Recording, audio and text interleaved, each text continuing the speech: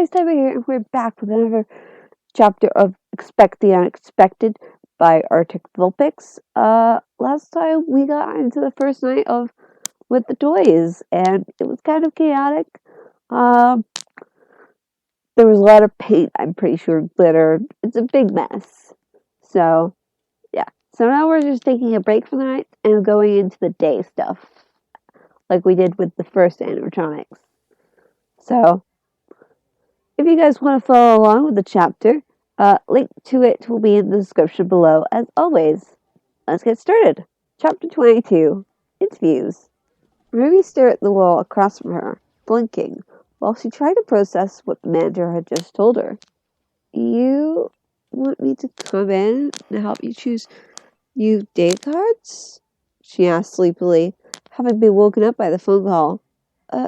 Yes, the manager answered nervously. Already? You just told me you were planning to hire the other day. She covered a yawn. We had a good response, he responded. Annie will be coming in to help as well. Ruby let out a groan and flopped into the pillow. Everyone had her nice afternoon nap.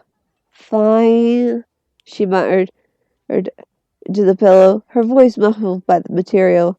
The manager thanked her and hung up. Ruby dragged herself out of bed and made herself presentable. This new schedule with a job and school was wreaking havoc on her sleep habits. She wouldn't change it for the world, though. She headed downstairs, snagging a snack from the kitchen, and she called out a goodbye and ran out the door. What is she doing here? Toy Bunny seized to Toy Freddy. The bear didn't need to turn around to know who he was talking about. All the bots were on the floor, working with the kids, but the toys were staring at the door, radiating hostility. Afternoon, Ruby called sleepily, getting the attention of customers and employees alike. The reaction was instantaneous. The bots waved happily at her. The employees either smiled and greeted her or groaned in mock irritation. At this point, only Henry really didn't like her. She had a way of growing on people. The parents waved at her, all of the regulars already knowing her. The kids screeched in excitement and mobbed her. She chuckled, and a gentler expression appeared on her face. Hey guys. Sorry, but got to talk to my boss today, so I can't play. She knelt down as they groaned in disappointment. How have the new animatronics been, by the way? She asked curiously. The opinion of the group seemed divided. Some kids liked the new toys, while other kids preferred to stay with the old gang. Who do you like best? One of them asked. She gasped in indignation. Foxy, of course. I'm a proud member of the Foxy fan club. She stuck her nose in the air as they giggled and started discussing their favorite bots. Ruby ruffled a kid's hair before standing and grinning at said bots. He rolled his eyes and waved. I'm the second favorite, Bonnie said proudly, in hearing distance of the toys, 'cause I'm awesome. As she passed by on the way to the meeting room, she high-fived the rabbit and hugged Chica. Freddie waved across the room while looking at her curiously. She mouthed interviews to him before heading into the room. Inside, the manager was nervously rearranging a pile of paper, while he tapped a pen impatiently against the clipboard next to him. She clearly didn't approve of Ruby being involved in this. Ruby yawned again and slumped down into a chair on the manager's other side. Afternoon, Ruby mumbled, eyes already closing. She really should have hyped up on sugar. Afternoon, Ruby, the manager greeted her with a nervous smile. Afternoon. Ruby rubbed her temples, remembering the aftermath she had to help clean up the previous night. So, how's this going to work? Ruby asked. We look at the applications and then talk to the applicant. The manager handed them their copies. He began looking through the applications immediately, but Ruby frowned at the first page. Oh no, you don't want this guy. She pointed to the page. Why? The manager was surprised. He took a part-time job at my school. Trust me, he does not get along well with kids. She grunts. He yelled at this bunch of kids when I was walking past once. He regretted it, and now he can't go near glitter either. The manager nodded thoughtfully and took the application out of the pile. Edie was surprised. It seemed like she was actually taking this seriously. Beneath the recklessness, carefree attitude, maybe there was some responsibility after all. The younger girl skimmed through the pages and stopped at another one.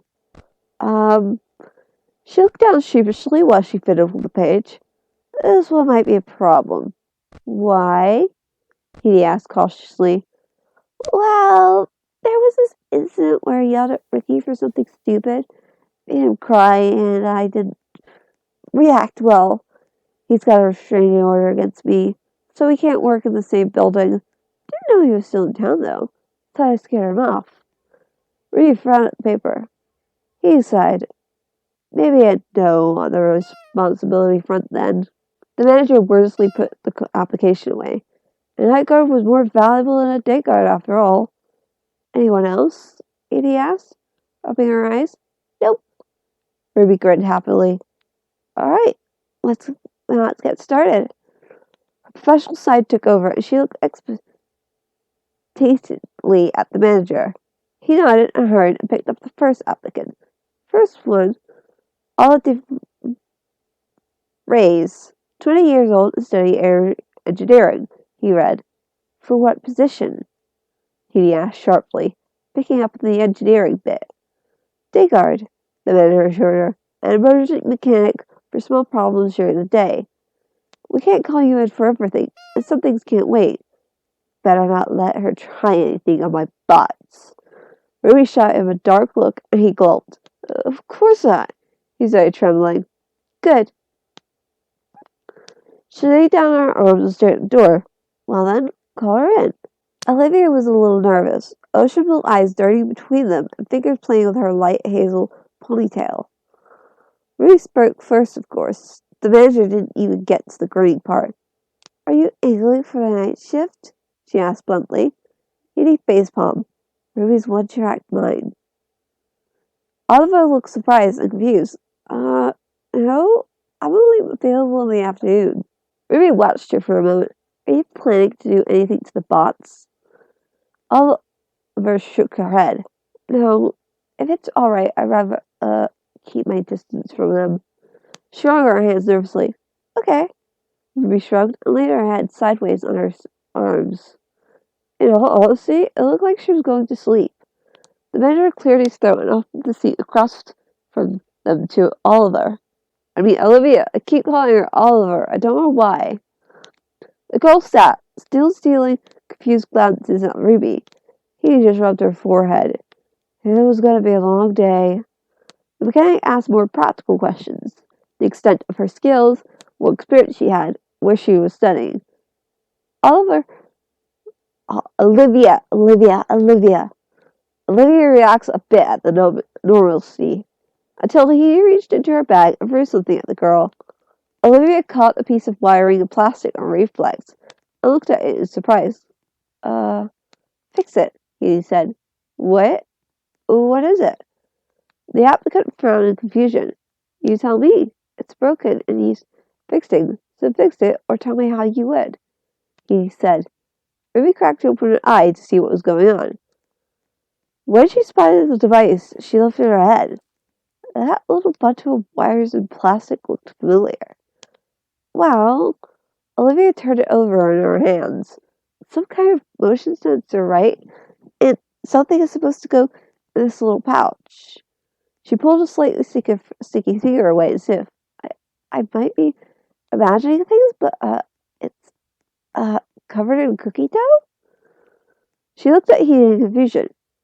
If she hadn't been avoiding eye contact with Ruby, she would have seen the night guard's mouth open in a silent O as she turned to stare at the head mechanic. There's something sticky and shiny in the pouch? What is this? Glitter? And the whole thing smells kind of like fireworks or gunpowder? How would you fix it? He said, a small smirk growing on her face as she noticed the night guard's realization and surprise. Well, I think it isn't really broken. The poor interviewee looked eager to get the strange device back. It's just these two wires that are disconnected. She moved to connect the wires but paused when all three people in front of her scooted back just a bit. Is something wrong? She asked with a slight squeak. Nope, good job, he said with a rather concerning smile that somehow still put the girl back at ease. Just a little. The mechanic held out her hand for the device and immediately disconnected the wires again when the girl handed it over. Ruby was doubled over in silent laughter, and Olivia finally looked at her. Edgar finally drew a breath in and spoke. "That's one of my cookie bombs," she said accusingly, although she didn't seem too mad. "Yes," she said as she put the cookie glitter bomb back in her little chair side pouch and put on her glasses to look at Olivia's application again. "Bomb!" Olivia jerked her hands backward as if the device was going to jump out of Healy's bag and bite her. Ruby took no notice. "You took it apart without blowing it up." She stared, just a little impressed. Not that she would say anything. "Yep," he shrugged. She was the mechanic after all, although there were a few of Ruby's inventions that she wouldn't touch, even if her life depended on it. Ruby had a knack for defying the set rules of the universe, it seemed. They ended up approving Olivia, and she left with a sigh of relief, glad for the job but wondering about her new co-workers. They went for a few regular applicants. Some Ruby rejected flat out the moment they showed hostility towards the animatronics, and the other two couldn't budge on the matter. He rejected a couple based on suspicious past work experience. The manager's sister just sat quietly in the middle as the two took over. Next, Samuel Fowler. The manager read from the application. The man that came in was chubby, with long arms and legs. He also looked really intimidating, with most of his face obscured by two scarves. His blue eyes and short blonde hair the only features visible. The manager looked even more nervous, but the girls looked unfazed. Samuel greeted them, sounding friendly and amicable. Ruby asked her 2 questions and was satisfied with the negative answer. He did her cookie bomb thing and he passed. They seemed happy with him, and the manager was forced to hire him even if he was nervous about his imitating appearance. The rest of the interviews passed quickly enough. Ruby only got into a verbal confrontation with one poor idiotic soul who was thoroughly traumatized as a consequence. He did manage to keep most conversations polite, though. By the time the last applicant left, they had 5 new part-time day guards and a sleeping night guard. Ruby had fallen asleep and didn't seem to be getting up anytime soon. The manager watched her, uncertain about what to do. He rolled her eyes. "Oh, for goodness sake," she muttered, reaching over and shaking Ruby's shoulder despite the manager's sudden panic. She shot bolt upright instantly. "Honest, I didn't buy the gunpowder bomb." She blinked sleepily as she realized where she was. "We done?" she asked, covering a yawn. He nodded as the manager thanked them both and hurried out. Ruby nodded absently and stood up, stretching. She picked up her bag, said goodbye to Heidi, and waved at the empty air as she left. He frowned. That was weird. Before she could think further on it, though, the cookie bomb in her bag went off. "Why did she even do that?" he asked in dismay, no doubt in her mind that it was Ruby's doing. Goldie stifled a giggle at the mechanic's expression. Too funny. Ruby was getting good at sensing her as well. It was surprising how nice it felt to have her acknowledge that she was there when she waved goodbye. She sobered up as she watched Heidi pack up and leave. She didn't know how she felt about seeing the girl back at Freddy's after all these years. Goldie recognizes her. But yeah, that was chapter 22.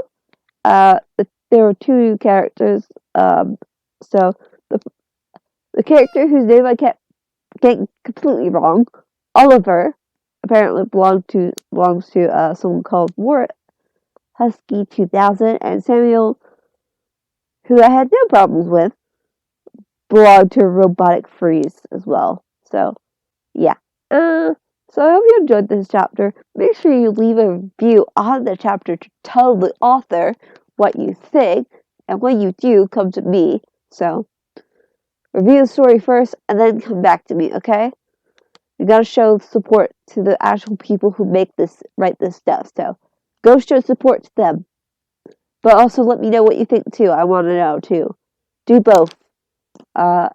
make sure you leave a like so as well if you enjoyed this. And be sure to subscribe. I upload new videos every Friday.